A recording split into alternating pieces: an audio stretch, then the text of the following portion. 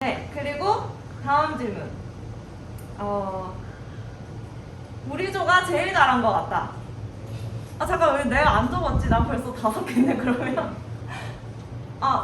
네, 아직 안 나오셨나요? 오케이, 좋아요. 자, 그러면 여기서 버프 한번 갈까요? 나 기숙사 산다. 적어주세요. 오케이. 그 다음은 저희 조원들에게 질문을 하나씩 받아볼게요. 원성님 하나 얘기해주세요.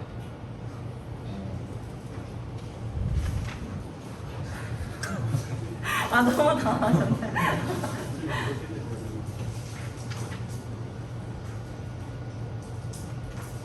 여기 기숙사 식당 밥이 맛있다. 적었어요. 끊었어요. 리스트 나왔습니다. 저희 조원 중에 나경님이 퐁듀크라상이라는 이 만수동 최고의 이 빵집을 저희한테 영업을 해가지고 저희 몇 번이나 갔다 왔거든요. 그래서 부상이 단호박 크림빵이에요. 이따가 드세요. 2, 3등이 없어요. 아직 2, 3등 없어가지고 스피드로 할게요. 나경님 하나 얘기해주세요. 그럼 승현님.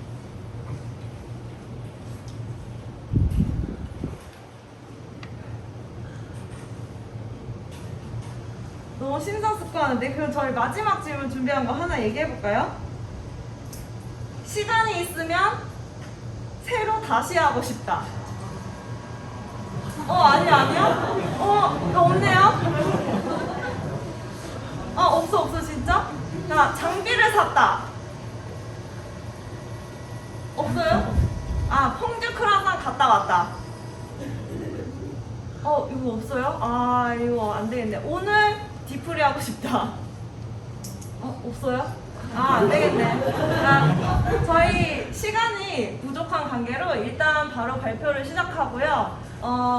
그냥 나중에 단호박 크림빵 먹고 싶은 분은 저에게 선착순 2명 와주세요. 네, 그럼 저희 시작할게요. 시작이 아니었어? 저희는 응답하라 1988 5조인데요. 왜냐면 저희가 선택한 이 건물이 여러 번의 증축과 개축을 거쳐서 총 3번의 큰 변경이 있었어요. 그래서 이것들을 다 반영해서 저희가 3가지 버전으로 모델링 하는 것이 목표였습니다. 그래서 응답하라 1988 5조이고요. 오늘 발표에서는 이렇게 3가지 버전을 작업하게 된 이유에 대해서 빔 모델링으로 하나의 어떤 건물을 만드는 게 아니라 과거, 현재, 미래를 연결하려는 어떤 시도, 그리고 프로젝트를 간단하게 먼저 소개를 해드리고, 그리고 저희 진행 단계를 걸쳐가지고 있었던 일들과 배웠던 거, 그리고 공유하고 싶은 것들을 포인트로 정리해서 공유를 하려고 해요. 그리고 마지막으로는 간단하게 협업을 위한 노션 사용법을 공유를 해보려고 합니다. 저희가 항상 모델링은 조금 칭찬을 못 받았는데 이렇게 노션 하는 걸 보고 선생님 칭찬을 많이 해주셔가지고 네, 그런 아이디어를 냈고요. 그럼 발표 시작해보겠습니다. 첫 번째 사전계획 단계 같은 경우는 이제 주제 선정하고 팀 빌딩이 있는데 보통은 갑작스럽게 조언이 되고 서로 이름만 아는 사이도 많았었잖아요. 근데 저희가 일단은 만났을 때 서로가 어떤 사람인지 대충 파악을 했는데 다들 건축 경험이라던가 전공 경험이 없는 사람들이 모였었고, 그렇다 보니까 어떤 정보 액세스의 차이도 있었기 때문에 도면이 없는 상태에서 우리가 어떤 프로젝트를 할 수 있을까? 이게 가장 큰 고민이었어요. 그래서 이전 기수들의 BIM 발표를 굉장히 스터디를 많이 했는데요. 그분들도 항상 사전조사 리서치 단계에서 만났던 첫 번째 챌린지가 도면이 없다는 것이었어요. 근데 그거를 저희는 일단은 이미지들을 최대한 많이 모으고 분석하고 체계화하는 과정을 통해서 일단 시작할 수 있는 단계까지 되기까지 저희가 어느 정도 합의를 하는 것, 그러니까 완벽하게 똑같이 만들거나 전환 설계를 하는 것이 아니다라는 걸 인정하는 게 첫 번째였고요. 그리고 두 번째는 직접 연락을 드렸어요. 저희는 BIM 이 모델링 교육생이고 교육 목적으로 이런 정보가 필요한데 혹시 주실 수 있는지 직접 전화도 한 3-4번 드리고 발주처라던가 86년도 그 건축사무소까지 연락을 드려가지고 어쨌든 구하게 되었고요. 그리고 정말 신기하게도 이곳은 이미지 메타맵이라고 3D 사진 스캔한 지도 같은 게 있어서 저희가 정말 편하게 하지만 또 그게 족쇄가 되는 그런 경험을 했었습니다. 그래서 도면 없이 모델링을 하는 챌린지를 시작하게 됐고요. 이메일 같은 경우는 이런 식으로 저희 프로젝트 개요와 어떤 거를 하게 될 건지 그리고 우리가 어떤 사람인지 이전 기수에선 이런 걸 했으니까 우리도 이 정도까지 할 것이다 라는 그런 취지로 연락을 드렸습니다. 저희 대상 건물은요 86년도에 설계가 돼서 88년도에 지어지고 89년에 개관한 동숭 아트센터라는 동숭동에 있는 복합문화시설이고요. 지금 현재는 명칭은 예술청으로 변경되었고 2018년 설계 공모를 통해서 당선된 개축안입니다. 그래서 용도는 문화 및 집회시설 그리고 층수는 지하 2층에서 지상 6층이고 RC 구조가 메인입니다. 저희는 프로젝트를 진행할 때 이 목표를 어떻게 잡아야 되는지 정말 고민이 많았어요. 그래서 BIM이라는 것 자체가 저희가 레빗으로 모델링을 배웠지만 BIM 개념에서 봤을 때 생각해 볼 만한 것이 생애 주기 동안 발생하는 정보를 통합한다 였고요. 그래서 이 라이프 사이클을 반영해 가지고 3가지 버전을 다 해보자 라는 야심찬 야심찬 목표를 세우게 됐어요. 근데 이제 하나의 건물을 저희가 실시 설계 수준까지 할 정도의 정보는 없기 때문에 계획 설계에서 우리가 예제에서 했던 것보다 조금 더 완성도를 높이고 그 수준, 똑같은 수준을 3가지 버전을 만든다라는 게 목표여서 구조 건축, 마감, 그리고 내부 인테리어랑 그리고 이번 발표를 위한 렌더링이나 이런 서류 작업까지 하는 것이 목표였고요. 그래서 본격적으로 모델링 단계인데요. 모델링은 정말 혼자서 할 수 없기 때문에 그게 BIM의 매력인 것 같아요. 그래서 저희가 어떤 식으로 협업하고 같이 피드백 주고받았는지 그리고 있었던 시행착오들을 수업 내용에 기반해서 말씀드릴 거예요. 왜냐하면 저희는 정말 장점이자 단점이 여기 와서 처음 레빗을 배웠고 여기서 배운 것만 가지고 있는 사람들끼리 만났어요. 그래서 미천이 다 같은 사람들이었던 거예요. 그래서 일단은 예제와 비슷한 규모의 건물을 선택하는 것이 저희의 중요한 지표였기 때문에 사전 조사 단계에서 그런 부분들을 많이 온라인을 했고요. 그리고 프로젝트 안에서 해야 되는 날짜는 정해져 있잖아요. 오늘 이렇게 발표를 하고 도면화까지 마무리한다라는 그 전체 공정은 있지만 실제로 우리가 어떻게 할 수 있을지 전혀 가늠이 안 되는 상태였기 때문에 매번 그렇게 다시 이야기를 하는 과정이 필요했었고 저희가 아마 강사님한테 제일 많이 질문하러 간 것 같아요. 그리고 실제로 가면은 이거 배웠던 건데 적용하니까 조금 다른 점이 있어서 어려웠구나 이런 것들을 많이 알게 돼서 오늘 발표는 그 내용을 중심으로 저희 모델을 어떻게 했는지 간단하게 말씀드리려고 합니다.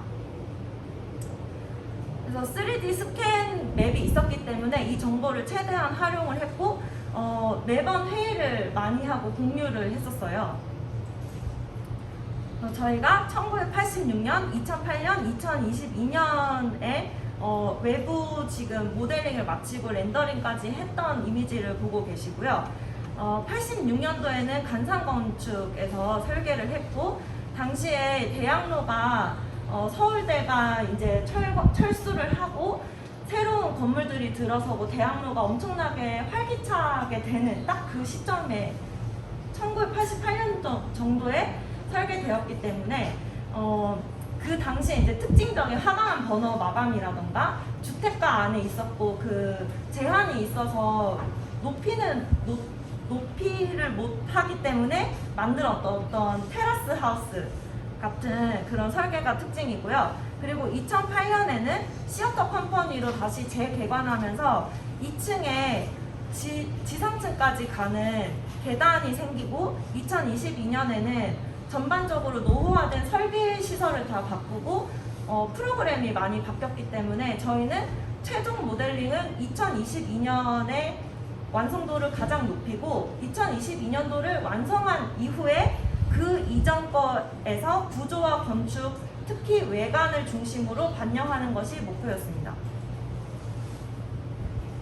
패밀리 라이브러리 같은 경우는 저희는 수업 시간에 배운 것들을 그대로 거의 활용을 했고요. 그리고 오픈소스로 열려있는 데이터베이스에서 다운로드한 것이 거의 30% 정도이고 강사님이 주시거나 기본으로 주어져 있는 것들을 복제한 것들까지 포함하면은 50% 정도 그런 식으로 패밀리를 작성을 했고, 근데 워낙 예술청이고 문화예술기관이다 보니까 특이한 가구들이 많아서 이런 점들은 저희가 렌더링에서 살리고 싶었기 때문에 따로 패밀리 모델링을 진행을 했습니다. 그리고 각자 층을 나눠서 작업했고 필요한 패밀리들이 달랐기 때문에 패밀리 이름 규칙을 만들어서 이런 부분들이 반영될 수 있도록 공유를 사전에 했습니다. 그래서 가구 장인 원성님이시고요. 그리고 재질 라이브러리 같은 경우는 레빗에서 저희가 형상을 만드는 데는 재질에 대한 정보나 그 깊이가 그렇게 중요하지 않다고 판단이 돼서 구분이 가능한 한 일단 시작할 수 있도록 재질에서는 그렇게 큰 에포트를 쓰지 않았습니다. 구조 같은 경우 저희가 정말 고생을 많이 했는데요. 지금 옆에 보시면은 동그라미 3개가 저희가 다 같은 건물인 줄 알고 있었던 도면과 그 버전들이에요. 그래서 하다 보니까 4명이서 갖고 온 게 다 다른 거예요. 그래서 사진을 보고 했는데 왜 이게 달라요? 그러면 고쳐줘요. 근데 그것들이 다 조금씩 퍼즐이 다 어긋나 있었던 거예요. 그래서 이런 구조를 뭔가 이렇게 명확하게 하는 것이 굉장히 저희한테는 도전과제였습니다. 그래서 그 느낀 게 예제 같은 경우는 순서가 다 정해져 있고 도면이라던가 마지막에 나와야 되는 산출물이 어떻게 보면은 명확하게 좀 정리가 되어 있다 보니까 저희가 따라가면서 할 수 있었는데, 이렇게 사진이나 건물이 있고 이거를 내가 모델링을 해서 딜리버리를 해야 되는데 어디서부터 시작하고 어떤 순서로 해야 되는지 이거 플래닝하는 과정이 굉장히 어렵더라고요. 그래서 우선은 수업 시간에 했던 순서 그대로 좀 진행을 했던 것 같아요. 템플릿이나 그 레빗의 어떤 인터페이스 세팅을 하고, 그리고 패밀리나 재질에 대한 어느 정도 협의를 끝내고 난 다음에 구조하고 건축. 건축에서는 아까 말씀드렸듯이 좀 테라스 하우스 형식이다 보니까 층별로 다 달랐는데 저희가 층별로 나눠서 작업을 했는데 층별로 다 다른데 같아야 하는 부분은 있잖아요. 그래서 그런 부분을 온라인 하는 것이 저희는 끊임없는 피드백과 수정의 과정이었어요. 지하 소극장 같은 경우는 승현님이 모델링을 진행했고요.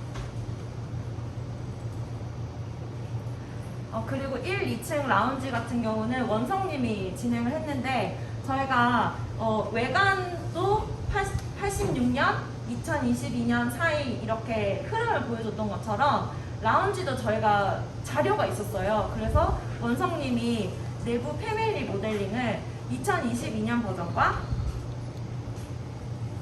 1986년 버전으로 진행을 했습니다. 그리고 3, 6층 사무동은 제가 했는데요. 커튼홀 때문에 저는 너무 힘들었어요. 네. 위에 있는 이 문장들은 저희가 수업에서 들었던 말들이에요. 그 레빗으로 뭐든지 모델링 가능해. 근데 이거를 저희가 정말 이거는 경험하게 됐는데 그 외관에 보면은 스틸 플레이트로 둘은 그 부설 시설물이 있어요. 근데 그거를 원성님이 모델링 하기로 했고 이거를 여러 번의 시도에 걸쳐서 마지막 결과물을 만들게 됐는데요. 네. 정말 뭐든지 모델링 가능하긴 한데 저희가 실제로 만든 거를 못 쓴 이유가 형상하고는 정말 같았는데 너무나 용량이 크다 보니까 이거를 복사 붙여넣기 하는 것조차 조금 어려웠기 때문에 그거를 표현하기 위해서는 강사님이 제안한 방식은 뭐 이미지로 커튼월 안에 삽입하는 그런 형식이었었는데 저희가 그 방식을 안 가고 최대한 비슷하게 만들려고 이런저런 모델링을 정말 원성님이 유튜브로 보고 스터디하고 선생님 두 분께 계속 가서 질문하면서 모델링 했거든요. 근데 결국 마지막에는 저희 전체 프로젝트의 완성도랑 그 마감을 맞추기 위해서 난간으로 진행을 했습니다. 그 옥상과 대지 같은 경우는 나경님이 진행을 했고요. 대지 같은 경우는 렌더링의 차원에서 보자면은 트윈 모션이 베지테이션이 엄청난 장점이 있기 때문에 나경님이 트윈 모션 마스터가 됐어요. 그 레빗으로 기본 대지랑 옥상 정원에 들어가는 것들을 다 모델링을 하시고 그리고 트윈 모션에서 이 해상도, 완성도를 높이는 작업을 진행했습니다. 근데 저희가 진짜 웃긴 에피소드가 있었어요. 그 진북을 저희 수업에서 배웠잖아요. 근데 이거 계속 이 힐링하는 소리가 들리는데 정말 이걸로 한 3시간 동안 지나가는 사람마다 진북 알아? 진북 어떡해? 이러면서 막 다녔었는데 나경님이 오고 나서 3분 만에 해결이 됐어요. 그리고 나경님은 대지를 이제 진행을 하면서 근데 선생님이 가르쳐준 경로도 있지만 원래 레빗이 하나의 경로만 있는 게 아니라 원하는 결과를 내기 위해서는 다양한 게 있잖아요. 그래서 하나의 파트를 맡아서 하다 보니까 이런 식으로 해도 되는구나 라는 노하우들이 쌓이더라고요. 그런 부분들은 나경님이 이제 노션이나 저희 그 회의 시간에 공유를 해주셔가지고 저희도 큰 공부가 됐습니다. 그리고 이거는 눈물 없이 들을 수 없는 이야기인데 저는 그 사람들이 그 발표를 할 때 어떤 식으로 작업했는지 뭐 공유 서버 구성이라던가 뭐 링크로 작업했다 그리고 하나로 나중에 합쳤다 이런 말을 말로 들었을 땐 저는 이해한 줄 알았어요. 그리고 수업 시간에도 협업 방식에 대해서 마지막에 실습도 했었잖아요. 막 서버에 뭐 파일 옮기고 공유 누르고 이런 거. 근데 하다 보니까 저희는 구조를 다 하고 얘를 링크해서 건축을 모델링을 각자 층을 나눠서 하면 되겠구나 이렇게 생각을 한 거예요. 근데 보면은 구조랑 건축이랑 그 형상 결합이 안 되잖아요. 그래서 어떡하지? 그럼 이렇게 하면서 여러 가지 시도를 했는데 그 방법 중에 하나가 저희는 그러면 지금까지 찢어져 있는 파일을 다 합쳐보자. 그런데 합쳤더니 국제 유형 이렇게 유형이 존재하지만 서로 다르다고 해가지고 이 친구들이 한 1부터 100까지 만들어놨으면 갑자기 10으로 줄어들더라고요. 다 사라졌어요.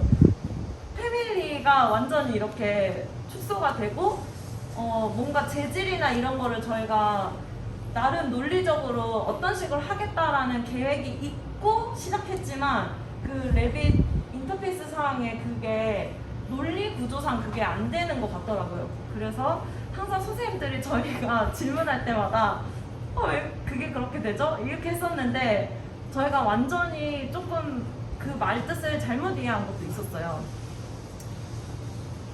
그래서 이 나중에 합치라는 말은 링크가 있고 자주 합치고 서로 체크해야 된다. 그래서 최신 버전과 이거에 대한 이해가 각자 있어야 된다라는 거를 깨달았고 저희가 조금 너무 초보적인 실수라고 생각했지만 저희가 이거를 공유하고 싶었던 이유도 정기수 BIM 그 발표가 저희한테 큰 도움이 됐었는데 너무나 상식적이고 당연하게 느껴지는 것도 어려운 사람도 있거든요. 여기 와서 처음 레빗 수업을 듣는 사람 같은 경우. 그래서 다른 사람들은 꼭 이런 실수를 하지 않기를 저희가 그거를 한 1년쯤 돼가지고 깨달아가지고요. 그걸 수습하는 걸 정말 힘들었습니다. 그리고 모델링 같은 경우는 저희가 일정과 저희 이제 목표 수정 때문에 백록으로 남은 게 있어요. 하지 않기로 서로 합의한 내용들이 있는데 첫 번째는 설비 모델링이에요. 그래서 저희가 공학을 전공한 사람들도 있고 저는 실무에서 HVAC를 하다 보니까 MEP 모델링에 굉장히 욕심이 있었는데 그 계획 수준의 건축 도면을 가지고 설비로 제가 이제 지하 2층, 지상 6층까지 디자인을 해야 되는데 기계 배치랑 패밀리까지는 했지만 그 루트까지 제가 설계를 드래프팅을 할 여유는 없었습니다. 그 부분이 굉장히 아쉬웠고요. 원래 설비 파트 같은 경우 공정이 나뉘어져 있다 보니까 건축이 이미 다 작업한 거를 링크로 불러와서 저는 설비만 그리는데 지금은 처음부터 같이 작업한 거다 보니까 저한테는 그래도 의미가 있었기 때문에 다음에는 꼭 이 설비 모델링을 직접 해보고 싶고요. 그리고 저희가 아쉬웠던 게 두 가지가 더 있는데 하나는 공정 메뉴, 관리 탭에 있는 공정이라는 그 레빗의 기능 중에 하나인데요. 저희가 이 건물이 철거하고 신축하고 개축한 이런 역사들이 있잖아요. 근데 레빗 안에서 자동으로 우리가 그리는 것들은 신축으로 잡혀요. 근데 이거를 공정을 다 잡아서 철거하는 것도 뭐 라인이나 뭐 색깔을 완전 다르게 줄 수도 있고 그런 기능이 있는데 파일이 굉장히 무거운데 이 기능을 하는데 컴퓨터 파워가 많이 필요하거든요. 그래서 저희가 이런 부분은 조금 부족해서 시간과 이 자원이 조금 부족했습니다. 그래서 이런 부분도 다 스터디 해보고 싶어요. 그리고 죄송해요. 점점 이제 에너지가 떨어지네요. 여러분 다 괜찮으시죠? 저희 이제 모델링 파트 이게 마지막이고요. 실내 렌더링도 저희가 열심히 패밀리를 만들고 했었는데 마지막에는 우리 응답하라 1988 컨셉 그대로 세 가지 건물의 어떤 반천사를 레빗으로 하는 거에 집중하자. 그러면 구조나 외벽이 변화가 많기 때문에 그거를 하려면 내부에서 어느 부분은 우리는 여기서 스탑해야겠다라고 하고 좀 그런 부분들이 있었기 때문에 이런 부분 좀 아쉽습니다. 네. 그리고 발표 단계에서 저희가 어떻게 했는지 간단하게 보여드릴게요.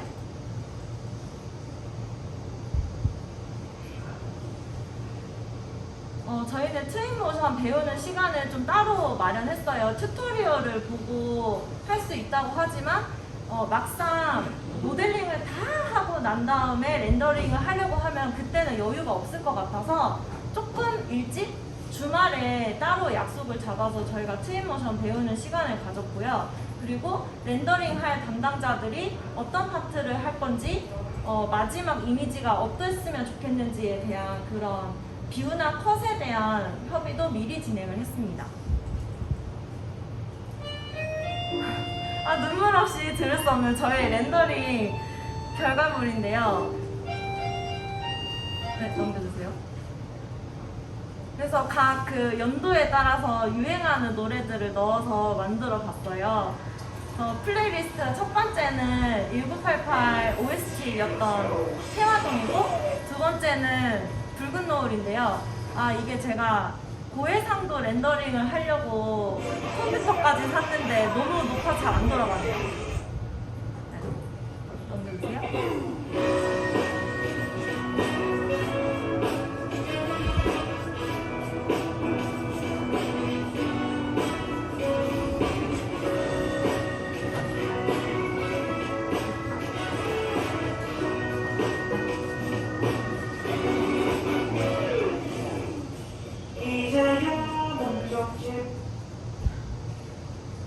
그리고 저희는 도면화까지 진행을 했습니다.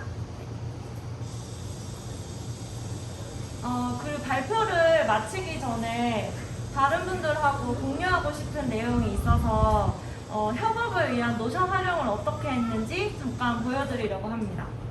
왜냐면 저희는 진짜 처음부터 이 얘기를 했어요. 어떻게 하면 스트레스 없이 할 수 있을까? 이 팀 프로젝트라는 게 협업인데 어떻게 하면 사람이 이렇게 지치지 않고 배우는 느낌을 가져갈 수 있을까? 이런 고민했고요.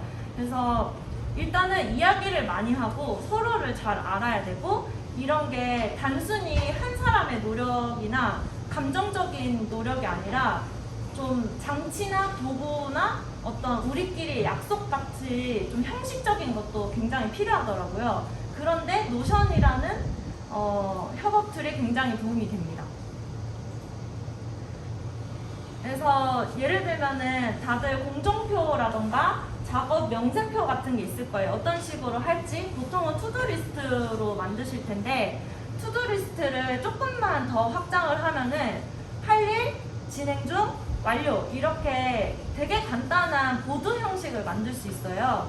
그래서 각자 어디를 하고 있고 지금까지 뭐를 했는지 이거를 파악하는 것만으로도 스트레스를 굉장히 많이 줄여주거든요. 끝이 보이기도 하고 내가 해놓은 성취를 느낄 수도 있고 나만 하는 게 아니라 다른 사람들도 같이 일하고 있고 이 다음에 이거를 하게 되는구나를 파악하고 있는 것만으로도 굉장히 큰 도움이 돼요. 그리고 방금 보셨던 보드랑 같은 건데 노션의 기능이 제공하는 게 여러 가지 뷰나 필터를 만들 수 있어요. 그래서 이런 걸로 차트도 만들 수 있고요. 그래서 리스트나 타임라인도 확인하실 수 있습니다. 뭐 엑셀로 여러 가지 버전을 내가 만들어야 될 필요가 없는 거예요. 그리고 저희는 매일 하는 작업이 이렇게 칸반보드에 기록이 됐는데요. 누가 하나를 주는 게 아니라 서로 이야기를 하고 이런 작업이 필요하다는 게 판단이 되면은 각자 자기의 업무를 기록하는 형식이었고요. 그래서 예를 들면은 오늘 날짜 그리고 작업을 세부 카테고리로 나눠서 이거를 완료할 때는 타임스탬프를 찍거나 다른 사람을 부를 때는 댓글이나 알림 기능을 사용하기도 하고요. 그래서 실제로 스크린샷을 찍어가지고 이 부분을 수정해달라 또는 여기가 체크가 필요하다 그 파일이 어디 있는지 모르겠다라는 거는 저희가 사실 바로 옆에 있기는 하지만은 상황이 어떻게 될지 알 수도 없고 그리고 항상 이 사람이 내가 물어보는 거에 대답을 해줘야 되면은 업무의 흐름이 끊기거든요.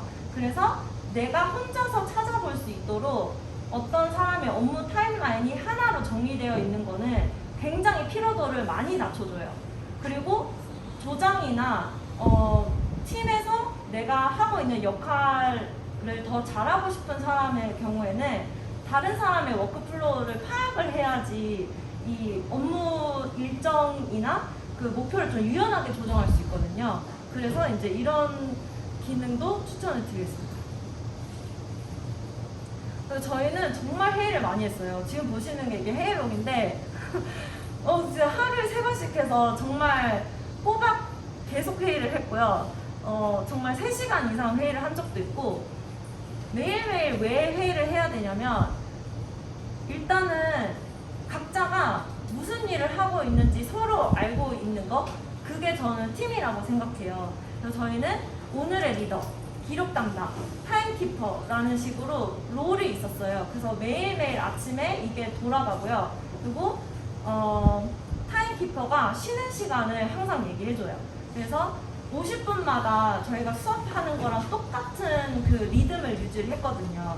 그러면 너무 집중할 때는 3시간도 빨리 가고 너무 힘들 때는 10분도 엄청 길게 느껴지잖아요. 근데 사람이 컨디션이 왔다 갔다 하기 때문에 항상 일정하게 일을 하기가 힘들어요. 그리고 그거는 아무리 레빗을 잘하는 사람이라도 다 똑같아요. 근데 같이 팀으로 일을 할 때는 이 사람한테 기대할 수 있는 업무 양이 어느 정도고 나는 어느 정도 책임질 수 있는지를 각자 알고 있고 언제 변하는지를 서로 체크를 할 수 있어야 돼요. 그래야지 조금 안정적인 진행을 할 수 있거든요. 그런 점에서 저희가 오늘의 컨디션을 1점에서 5점까지 수치화해서 좀 정량화할 수 있도록 했고요. 그냥 저 괜찮아요. 오늘 좀 피곤해요. 이러면은 사실 할 수 있는 수많은 말들, 더 진짜 중요한 말 있잖아요. 뭐 그냥 몸이 아팠을 수도 있고, 아니면 좀 안 좋은 소식을 들었을 수도 있고, 아니면 갑자기 레빗에 회의감이 들었을 수도 있고, 이런 사정들을 이야기를 할 수가 없기 때문에 점수를 하면은 좀 TMI가 많아져요. 그러면서 이제 서로 또 친해지고 업무 이야기도 편하게 할 수 있게 되는 거죠. 그래서 저희는 공정표를 오늘 발표해서 안 보여드렸어요. 왜냐면은 너무 그게 저희한테는 사실 맞지 않았기 때문인데요. 아까 구조랑 모델링 하는 거 계속 설명드렸던 것처럼 저희는 좀 계속 다시 하는 과정이 있었거든요. 그래서 간트 차트 같은 경우는 보통 많이 보시는 막대 그래프예요. 그래서 이 업무가 끝나면 이 다음 업무 다 돌입. 그 다음 이 업무고, 이 업무는 모든 사람이 다 같이 일하고 있는 그런 상태처럼 보여요. 근데 현실은 그렇지 않기 때문에 저희는 약간 이번 한 3, 4일 동안은 구조를 할 거예요. 그러면 이거를 4명이서 어떻게 할까요? 그래서 매일매일 회의를 하면서 한 번 돌아가고 안 할 거는 내버려 두고 할 것만 다시 집중해서 뭐를 할지 계획하고 그걸 다시 나눠서 매일매일 잘 하고 있는지 확인하고 하는 그런 과정을 거쳤습니다. 그래서 뭐 예를 들면은 이제 오전 미팅했던 컨디션 차트 여기 마이너스 3점이 있어가지고 갑자기 이렇게 팍 내려갔는데, 그 사람이 일할 수 있는 시간은 한계가 있잖아요. 그래서 뭐 야근하는 사람도 있고 주말에 일하는 사람도 있겠지만 평균적으로는 이 정도를 기대할 수 있는 거예요. 그래서 저희가 오늘 발표한 거는 이 4명의 352시간의 에너지와 열정이 들어갔고, 저희는 그 시간 동안 레빗에 대해서 한층 더 잘 알게 된 거예요. 저희가 처음 시작할 때는 우리가 어떻게 모델링을 할까 이런 고민 되게 많이 했거든요. 근데 첫날 왔을 때 진짜 바로 도망가고 싶었어요. 너무 어려워가지고. 학교에서 배웠었던 거를 1시간 안에 다 끝나니까 무섭기도 했거든요. 근데 그때 저희가 프로젝트 시작할 때 그랬어요. 근데 2주 동안 어떻게든 따라오지 않았냐. 팀으로 하면은 또 2주 뒤에는 얼마나 성장해 있을지 모른다. 그 말을 했는데요. 진짜 끝나고 나서는 많이 성장한 것 같아요. 그래서 저희는 실제 예상했던 것보다는 조금 더 일을 많이 하긴 했어요. 시행착오가 있었던 것도 있고, 그리고 렌더링이라던가 발표에 조금 욕심을 내다 보니까 더 하고 싶은 게 많아져서 일을 조금 더 많이 하긴 했고, 근데 느낀 거는 개개인의 능력도 중요하지만 어떤 식으로 같이 일하는지, 그 일 잘하는 사람이 더 잘 할 수 있게 좀 같이 하는 분위기가 뭔지에 대해서 고민하는 것도 저희한테는 큰 수학이었던 것 같아요. 그래서 혹시 질문이 있으시면 주시고요.